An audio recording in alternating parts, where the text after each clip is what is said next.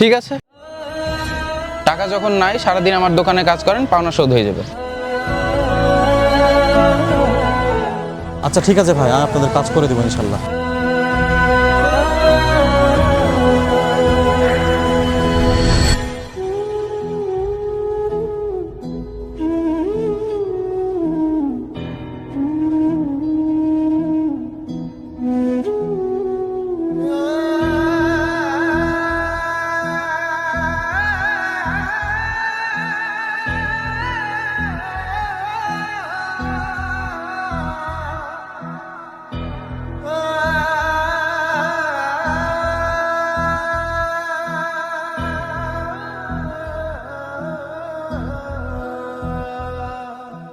ভাই এখনো কাজ করে যাচ্ছেন, একবারও বিশ্রাম নিলেন না তো? ভাই বলেন যে কিভাবে পাওনা শোধ না করে যায়, কারণ আপনার মালিক তো আমাকে বলেছে কাজ করে দিলে পাওনা শোধ হবে।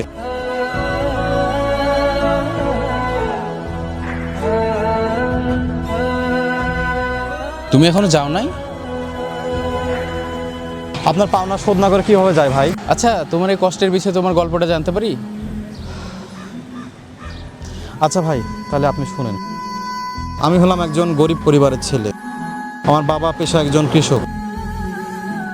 মাস্টার শেষ করে বর্তমানে ঢাকায় এসেছে শুধুমাত্র চাকরি করার জন্য। আর আসার পর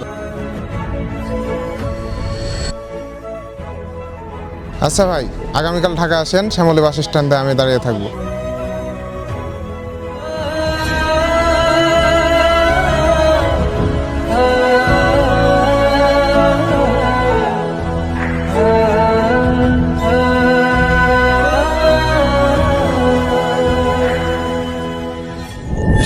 একজন দালালের চক্করে পড়ে সে আমার কাছ থেকে প্রায় 50,000 টাকা নিয়ে আমার কল ধরে না, এবং ঢাকা শহরে এত মানুষের ভিড়ে আমি 2 দিন থেকে না খেয়ে আছি।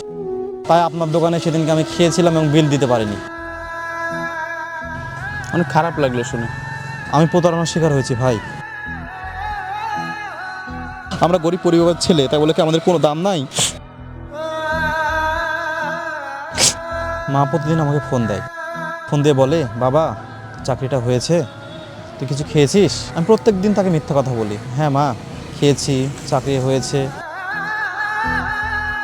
এখন আমার এমন অবস্থা ভাই, আমি যে বাড়িতে যাব সেই ভাড়াটাও আমার কাছে নাই। এই জন্য আপনার দোকানে আমি দিন রাত কষ্ট করে কাজ করে যাচ্ছি।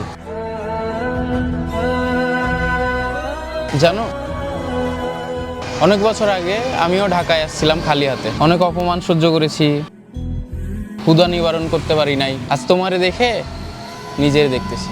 আচ্ছা যাই হোক, তুমি কতদূর পড়াশোনা করেছো? ভাই আমি মাস্টার শেষ করেছি। এত দূর পড়াশোনা করে একটা ছেলে থালা বাসন মাজছে? আমার একটা বিশ্বস্ত লোক প্রয়োজন। তো তোমার যতদিন না চাকরি হচ্ছে, তুমি চাইলে আমার ওখানে ক্যাশিয়ার হিসেবে থাকতে পারো।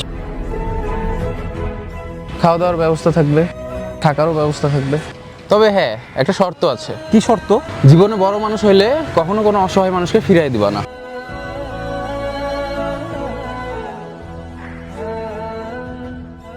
ঠিক আছে ভাই, কথা দিলাম। সেদিন শহরের হাজারো নিষ্ঠুর মানুষের ভিড়ে একজন মানুষ প্রমাণ করেছিলেন মানবতা এখনও বেঁচে আছে। আর সেই রাতেই এক ক্ষুধার্ত ভাঙা স্বপ্নের যুবক নতুন করে বাঁচার আশা খুঁজে পেয়েছিল।